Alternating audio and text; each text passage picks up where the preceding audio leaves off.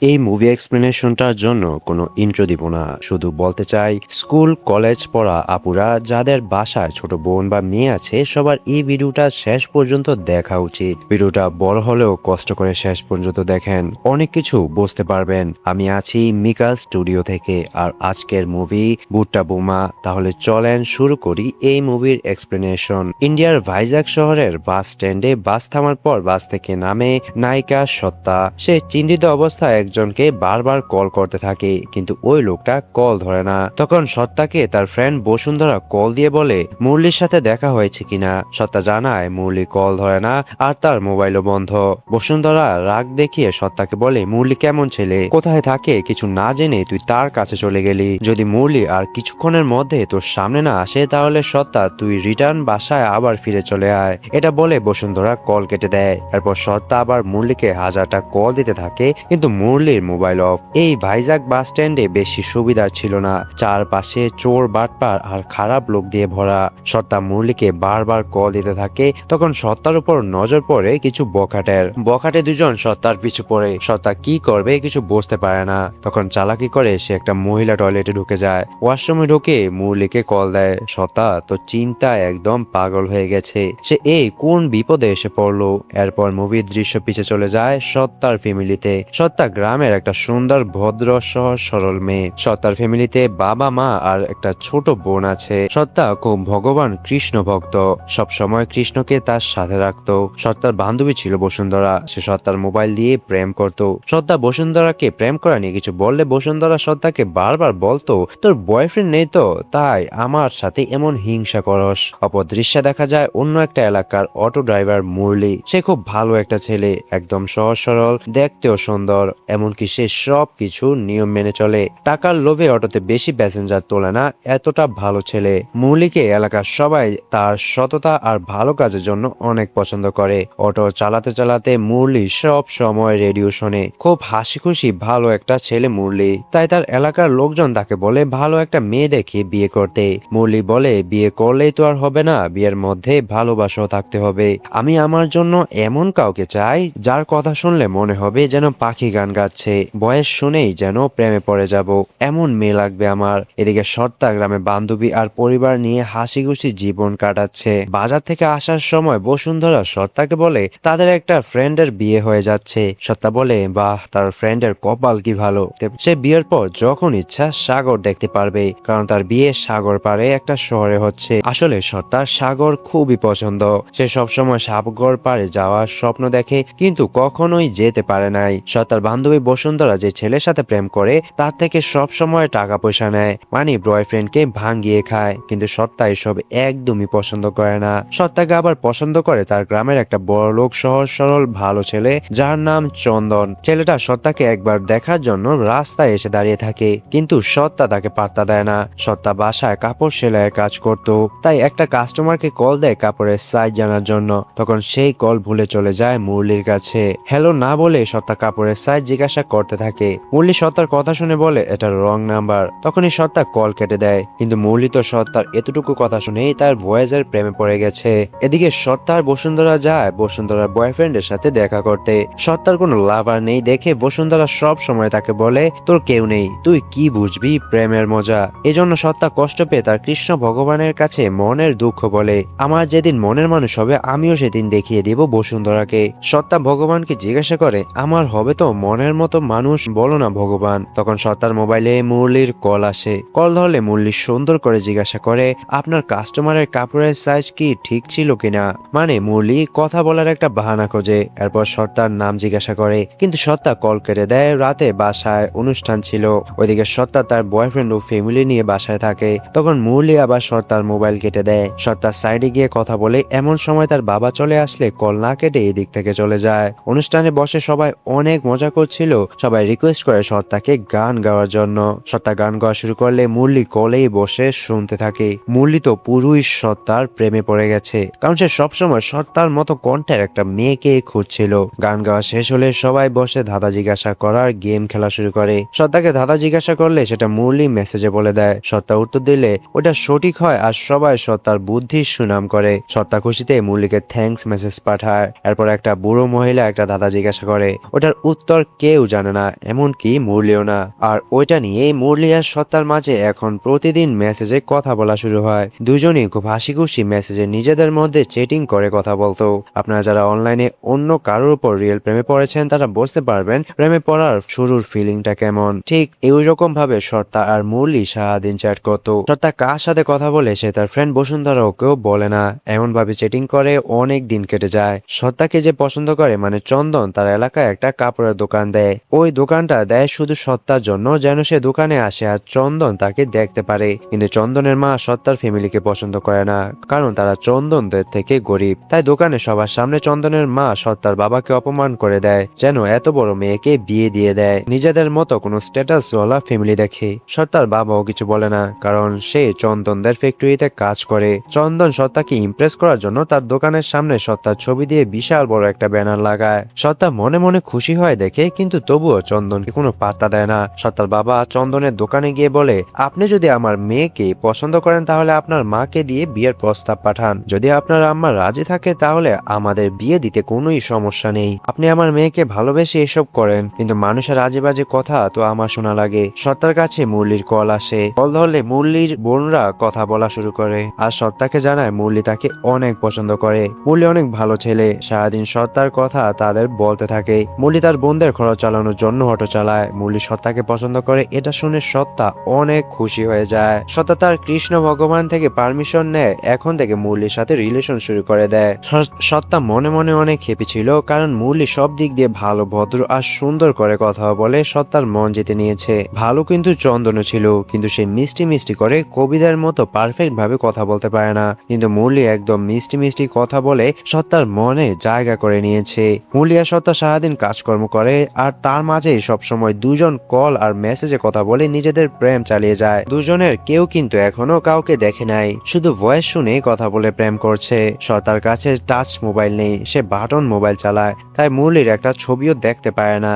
ওইদিকে হঠাৎ করে সত্তাকে বিয়ের জন্য দেখতে চন্দনের ফ্যামিলির লোকজন আসে। সত্তা তো ভয়ে মরে যাচ্ছিল, যদি চন্দনের সাথে বিয়ে ঠিক হয়ে যায় তাহলে তো সে মুরলিকে আর পাবে না। চন্দন সত্তাকে অনেক পছন্দ করে, তাই কষ্ট করে তার মাকে বুঝিয়ে নিয়ে আসে বিয়ের কথা বলতে। কিন্তু সত্তার বাড়িতে এসে দেখে তারা অনেক গরিব, তাই চন্দনের মা বিয়ের কোনো কথা না বলে আবার চলে যায়। এই কারণে অবশ্য সত্তা মনে মনে অনেক খুশি হয়, আশায় অনেক রাগারাগি করে। তাই তার মা ছেলের কষ্ট দেখে রাজি হয়ে যায় চন্দনের বিয়ে সত্তার সাথে দেওয়ার জন্য। এই বিয়ে ঠিক হওয়াতে ফ্যামিলির সবাই অনেক খুশি, কিন্তু সত্তা কষ্টে মরে যাচ্ছে।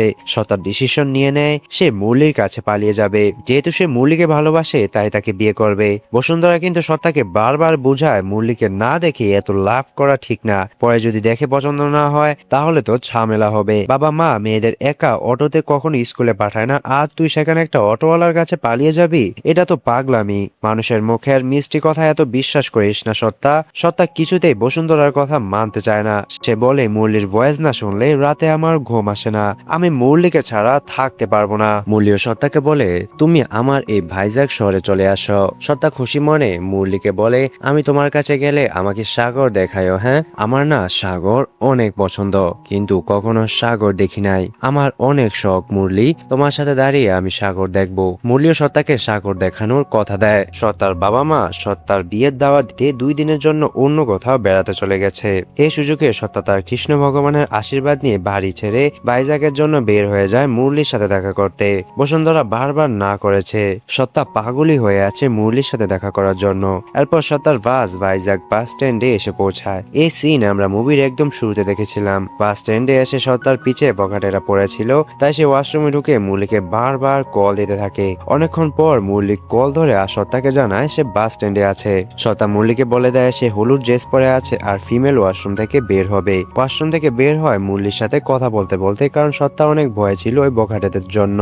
সত্তার সামনে হাঁটতে থাকে আর পিছন থেকে মুরলি এসে তাকে ধরে। সত্তা পিছে ফিরে দেখে মুরলি এসেছে, সে মনে মনে অনেক খুশি হয়, কিন্তু আমরা জানি এটা মুরলি না। কিন্তু তার কাছে মুরলির মোবাইল। সত্তা মুরলিকে দেখেনি, তাই সে এই ভয়ানক দেখতে লোকটাকে মুরলি ভেবে বিশ্বাস করে নেয়, কারণ তার কাছে মুরলির মোবাইল ছিল। এই লোকটার নাম কৃষ্ণ।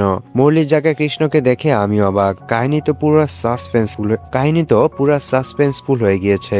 এখন আমরা দেখবো কৃষ্ণ স্টোরি। কৃষ্ণ একটা বেকার ছেলে, সে সারাদিন খায় ঘুমায় আর এলাকায় হেঁটে বেড়ায়। তার একটা গার্লফ্রেন্ড আছে, সে স্কুলে জব করে। মেয়েটার অন্য ছেলের সাথে বিয়ে ঠিক হয়ে যাচ্ছে, কিন্তু কৃষ্ণ বেকার দেখে কিছুই করতে পারে পাচ্ছে না। অবশ্য কৃষ্ণ একটা জব পেয়েছিল, কিন্তু স্যালারি কম দেখে জবটা করে না। এখন কৃষ্ণ তার গার্লফ্রেন্ড আর ফ্রেন্ডদের থেকে টাকা নিয়ে খায় আর ঘুরে বেড়ায়। এমনকি টাকার জন্য সে তার গার্লফ্রেন্ডের জুয়েলারিও বিক্রি করে দেয়। এরপর দিন কৃষ্ণ একটা নতুন জবের ইন্টারভিউ দিতে যায়। স্যালারি ভালোই ছিল, তাই কোম্পানির লোক কৃষ্ণের সাথে 4 লাখ টাকা ঘুষ দাবি করে। আর যদি তাদেরকে এনে মেয়ে সাপ্লাই দিতে পারে তাহলে চাকরি একদম লাইফ টাইম পার্মানেন্ট। কৃষ্ণ তার ফ্রেন্ডের সাথে কথা বলে জানায় সে এই জবটা ছাড়তে চায় না, তাই কিছু একটা করতে হবে। কৃষ্ণর ফ্রেন্ড এখন কৃষ্ণকে সিদ্ধু নামের একজনের সাথে দেখা করতে বলে। জব ইন্টারভিউ শেষ করে বাসায় যাওয়ার জন্য কৃষ্ণ ভাইজাগ বাস স্ট্যান্ডে আসে। এখন মুভি স্টোরি আবার আগের জায়গায় সত্তার কাছে আসে, যেখানে সত্তা আর কৃষ্ণর দেখা হয়েছিল। কৃষ্ণ বাস স্ট্যান্ডে দাঁড়িয়েছিল, সত্তা ওয়াশরুমের ভিতর মুরলিকে কল দিচ্ছিল। মুরলিও এখন বাস স্ট্যান্ডে এসে সত্তাকে কল দেওয়ার চেষ্টা করে, কিন্তু হঠাৎ করে কিছু মানুষের ধাক্কা লেগে মুরলির হাত থেকে মোবাইলটা নিচে পড়ে দূরে চলে যায়।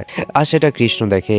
একজন মোবাইলটা চুরি করলে কৃষ্ণ তার থেকে মোবাইলটা নিয়ে নেয়, বিক্রি করে টাকা পাবে এই আশায়। মোবাইলটা অন করলে সত্তার কল আসে। আর সত্তা, হ্যালো মুরলি, তুমি কোথায় আছো? আমি তো আসছি, ওয়াশরুমে আটকে আছি, ভয়ে এসব বলতে থাকে। কিন্তু কৃষ্ণ কোনো রিপ্লাই দেয় না। সত্তা কল কেটে দিলে তখন কে জানি একটা মহিলা আবার মুরলির মোবাইলে কল দেয়। কৃষ্ণ কলটা ধরলে ওই মহিলা বলে, মুরলি, কাজটার কথা যে বলেছিলাম ওইটা কি হয়েছে? কাজ শেষ করে কিন্তু আমার সাথে দেখা করিস। মহিলার কল কেটে গেলে সত্তা কল দিয়ে বলে, মুরলি, আমি বাইরে আসতেছি, তুমি ওয়াশরুমের এদিকে আসো। তখন সত্তা বাইর হয় আর কৃষ্ণ মুরলির মোবাইলটা হাতে নিয়ে সত্তার কাছে যায়। কৃষ্ণ কিছুই বলে না, এমনকি একটা কথাও বলে না সত্তার সামনে। সত্তা নিজে কথা বলে মুরলি ভেবে। এদিকে মুরলি তার মোবাইল খুঁজতে থাকে। তখন কাউন্টারে গিয়ে সত্তার এলাকা থেকে আসা বাস কন্ট্রাক্টরের সাথে কথা বলে জানতে পারে সত্তা এসেছে বাস দিয়ে, আসে এদিকে আছে। কৃষ্ণ আর সত্তা এখন একসাথে ছিল। মুরলি বাস কন্ট্রাক্টরের হেল্প নিয়ে সত্তাকে খুঁজে বের করে। সত্তাকে দেখে মুরলি দূর থেকে ডাক দেয়। সত্তা বলে, ডাক শুনে সত্তা তো অবাক হয়ে যায়, এ আবার কে? কৃষ্ণ তখন সত্তাকে বলে, আপনি আমাকে ভুল বুঝছেন, আমি অন্য একজন। এই মোবাইলটা পেয়েছি তাই দিতে আসছিলাম। এরপর সে মুরলির কাছে মোবাইলটা দিয়ে এদিক থেকে চলে যায়। এরপর সত্তা আর মুরলি এই শহরে ঘুরে বেড়ায়। দুজনে অনেক খুশি ছিল, কারণ ভালোবাসার মানুষের সাথে প্রথমবার দেখা করতে পেরেছে। দুজনে একটা পার্কে গিয়ে বসে কথা বলতে থাকে। সত্তা তখন পিছে কৃষ্ণকে দেখতে পায়। মুরলিকে বলে কৃষ্ণ তাদের পিছু করছে। তারপর মুরলি গিয়ে কৃষ্ণের সাথে কথা বলে কেন তাদের পিছু করছে এসব জিজ্ঞাসা করা কৃষ্ণ আর মুরলির মাঝে হাতাহাতি লেগে যায়। দুজনের মাঝে মারামারি ছাড়াতে গেলে হঠাৎ ধাক্কা খেয়ে কাদা পানিতে পড়ে যায়। আর মুরলি কৃষ্ণর মাথায় বাড়ি দিয়ে এদিক থেকে সত্তাকে নিয়ে চলে আসে। সত্তা আর মুরলি এসকে লাউঞ্জ নামের একটা হোটেলে ওঠে রেস্ট নেওয়ার জন্য। এদিকে কৃষ্ণ রাগে কি করবে বুঝতে পারছিল না। তখন সে তার এক মামাকে কল দিয়ে আনে মুরলিকে খোঁজার জন্য। সত্তা হোটেলে বসেছিল আর মুরলি যায় বাইরে খাবার আনতে। সত্তা যখন হোটেলে বসেছিল তখন একটা মহিলা এসে মুরলির খোঁজ নেয়, এমনকি সেই সত্তাকেও চিনে। মুরলি খাবার নিয়ে ফিরে আসার সময় কৃষ্ণ মুরলিকে দেখে ফেলে আর তার মামাকে নিয়ে মুরলিকে ফলো করতে থাকে। মুরলি হোটেলে এসে ওই মহিলাকে দেখে আর সত্তার সাথে পরিচয় করিয়ে দেয়, এটা আমার সাবিত্রী দিদি, এই হোটেলটা ওনারই। এই সাবিত্রী দিদি মাঝে মাঝে মুরলির মোবাইলে কল করতো। সাবিত্রী দিদির কথার মাঝে মাঝে বলে ফেলে, তোমাদের দুজনের না আজকে এখান থেকে আলিগড় যাওয়ার কথা ছিল, কখন যাবে তোমরা? এটা শুনে সত্য অবাক হয়ে যায়, কারণ তার আজকে মুরলির সাথে দেখা করে আবার গ্রামে ফিরে যাওয়ার কথা। মুরলিও কেমন একটা ভেবাচেকা খেয়ে ওঠে আর সাবিত্রীকে বাইরে নিয়ে গিয়ে বলে, তুমি এদিকে কেন আসছো? এই মেয়ে এখনো কিছু বোঝে নাই। সাবিত্রী বলে, তুই আমার থেকে টাকা নিয়েছিস আর এই লোক আমাকে কল দিয়ে পাগল করে ফেলছে, যেভাবে হোক মেয়েটাকে তাড়াতাড়ি বুঝে ম্যানেজ কর। সাবিত্রী আর মুরলির কথা শুনে কিছু ক্লিয়ার বোঝায় না, কিন্তু আমরা বুঝতে পারি মুরলি কিছু একটা ঝামেলা করছে। সাবিত্রী যাওয়ার আগে হেসে মুরলিকে বলে, এই মেয়ে এখনো ছোট, দেখিস তুই আবার একদম জানোয়ারের মতো লাফিয়ে পড়িস না। এদিকে অটোওয়ালা থেকে জিজ্ঞাসা করে কৃষ্ণ এসকে লাউঞ্জ হোটেলে পৌঁছে যায়, কিন্তু মুরলি কোন রুমে উঠেছে কিছু খুঁজে পায় না। সাবিত্রী যাওয়ার পর মুরলি রুমে গিয়ে নর্মাল ভাবে শুয়ে থাকে। তখন সত্তা বলে, আমরা আজকে আলিগড়ে কেন যাব? মুরলি বলে, আরে দিদি তো মজা করেছে, তুমি এটাও বোঝে না? কিন্তু সত্তা তো ভয়ে শেষ, তাই সে কান্না করতে থাকে। মুরলি শান্তভাবে সত্তাকে বুঝায়, আচ্ছা আমরা চলে যাব, তুমি আগে খেয়ে নাও। সত্তা মুরলির কোনো কথাই শুনতে চায় না, তাই মুরলি রেগে ধমক দিয়ে ওঠে। সত্তা ভয়ে রুম থেকে বের হতে গেলে মুরলি সত্তাকে তুলে খাটে ফেলে তার ইজ্জত নষ্ট করতে চায়। সত্তা চিল্লান দিলে মুরলি সত্তাকে মারতে থাকে। তখন রুমের বাইরে কৃষ্ণ এসে দরজা ধাক্কা দেয় আর এই সুখে সত্তা উঠে বাথরুমে ঢুকে পড়ে। মুরলি দরজা খুলতে কৃষ্ণ তাকে ধরে অনেক মারতে থাকে। তখন দুজনের মাঝে অনেক ফাইট হয়। মুরলিও কৃষ্ণকে অনেক মারে। সত্তা ভয়ে বাথরুমের দরজা খোলে না, তাই কৃষ্ণ বুঝতে পারে না সত্তা কোথায় আছে। তখন মুরলিকে মেরে গলা চেপে ধরে জিজ্ঞাসা করলে মুরলি বলে দেয় সত্তা ওয়াশরুমে আছে। মুরলিকে মেরে মাটিতে ফেলে রেখে কৃষ্ণ গিয়ে ওয়াশরুমে সত্তাকে ডাকতে থাকে, কিন্তু সত্তা ভয়ে বের হয় না। তাই কৃষ্ণ দরজা ভেঙে সত্তাকে বুঝিয়ে বাইরে নিয়ে আসে। কৃষ্ণ সত্তাকে নিয়ে রুম থেকে বের হওয়ার সময় মুরলি সত্তাকে দেখে একটা ভয়ানক নোংরা হাসি আসে। তখন দেখা যায় কিভাবে মুরলি ভালো ছেলে সেজে সত্তার মতো অনেক মেয়ে জীবন নষ্ট করেছে। যে মেয়েদের নাম্বার নাম্বার পেত বা কথা হতো, মুরলি ভালো মানুষের মুখোশ পরে তাদের সাথে প্রেম করে এমন ভাবে ডেকে এনে তাদের নারী পাচারকারীদের কাছে বিক্রি করে দিত। ভালো মানুষের আড়ালে মুরলি একটা ভয়ানক জানোয়ার, যে কিনা অনেক সহজ সরল মেয়ের বিশ্বাস অর্জন করে তাদের জীবন শেষ করে দিত। মুরলি তার বোনরা নারী পাচারকারী, ভাই বোন মিলে মেয়েদের সাথে কথা বলে বিশ্বাস অর্জন করে। কৃষ্ণ সত্তাকে নিয়ে এদিক থেকে চলে যায়। অটোতে বসে সত্তাকে বলে, আমি যখন বাস স্ট্যান্ডে মুরলির মোবাইলটা পেয়েছিলাম তখন ওইদিকে সাবিত্রী নামের একটা মহিলার কল আসে। কল রিসিভ করলে মহিলা বলে সত্তার সাথে দেখা হয়েছে কিনা। সত্তা দেখতে কেমন, যদি সুন্দর হয় তাহলে কিন্তু আলিগড়ে ওই ক্লায়েন্টের কাছে বিক্রি করলে ভালো টাকা পাবো। তখন আমি বুঝতে পারি মুরলি আর সাবিত্রীর প্ল্যান কি, তাই আমি তোমাদের পিছু করি। তখন কৃষ্ণর গার্লফ্রেন্ড কল দিয়ে সত্তার সাথে কথা বলে বুঝায় লাইফে যা হয়েছে ওইটা একটা অ্যাক্সিডেন্ট ভেবে ভুলে যেতে। বড় বোনের মতো করে তিনি সত্তাকে সাহস দেয়। মুরলির হাত থেকে বাঁচার পর সত্তা আর একটা কথা বলে না, শুধু কান্না করতে করতে একবার কৃষ্ণকে বলে, আমাকে একটু সাগর পার দেখাবেন। কৃষ্ণ সত্তাকে সাগর পার নিয়ে যায়। সত্তার সাগর দেখার ইচ্ছাটা পূরণ হয়। অনেকক্ষণ তারা সাগর পাড়ে দাঁড়িয়ে থাকে। কৃষ্ণ সত্তাকে বুঝায় ভালোবাসার মানুষের থেকে ধোঁকা খাওয়া আসলেই কষ্ট, মানুষকে সহজে বিশ্বাস করা উচিত না। এই সমাজে ভালো মানুষের মুখোশ পরে জল্লাদরাও ঘুরে বেড়ায়। কৃষ্ণ আরো বুঝায় যা হয়েছে সবকিছু ভুলে লাইফ আবার নতুন করে শুরু করতে। সত্য তার সব দুঃখ কষ্ট সাগরের পানিতে মুছে ফেলে লাইফ আবার নতুন করে শুরু করার শক্তি নিয়ে গ্রামে চলে যায়। পুলিশ মুরলি তার বোনদের ও সাবিত্রীকে অ্যারেস্ট করে। এই গ্যাংটা ফেসবুক থেকে মেয়েদের নাম্বার কালেক্ট করে তাদের প্রেমের ফাঁদে ফেলতো। সত্তা তখন গ্রামে হ্যাপি আছে আর চন্দনের সাথে বিয়ে ঠিক হয়েছে। মুভিটা শেষ করার আগে যে আপুরা বা যাদের বাসায় বোন আছে তাদের বড় কেউ ভিডিওটা দেখেছেন, আপনাদের আমি একটু বলতে চাই, আমাদের আশেপাশে প্রতিদিনই সত্তার মতো হাজার হাজার ঘটনা হচ্ছে। আমরা খবরে সব সময় দেখি কিভাবে কম বয়সী মেয়েদেরকে প্রেমের ফাঁদে ফেলে ডেকে এনে কিডন্যাপ করে বিদেশে পাচার করে দিচ্ছে বা টাকার বিনিময়ে যৌনকর্মী হিসেবে বিক্রি করে দিচ্ছে, কিংবা শারীরিক সম্পর্ক করে সেগুলো ভিডিও রেকর্ড করার পর ব্ল্যাকমেল করে টাকা নেয়। এমনকি ভালো মানুষ সেজে প্রেম করে বিয়ে করার পর অনেক টাকা যৌতুকের জন্য নির্যাতন করে। ডিজিটাল যুগ আসার পর বড় ছোট সবার বয়সে সবার হাতেই এখন স্মার্টফোন, যার ফলে ভালো খারাপ ছুঁই না দেখে আমরা ফেসবুক বা সোশ্যাল মিডিয়াতে ফ্রেন্ড বানিয়ে আবার তাদেরকে অন্ধের মতো বিশ্বাস করি।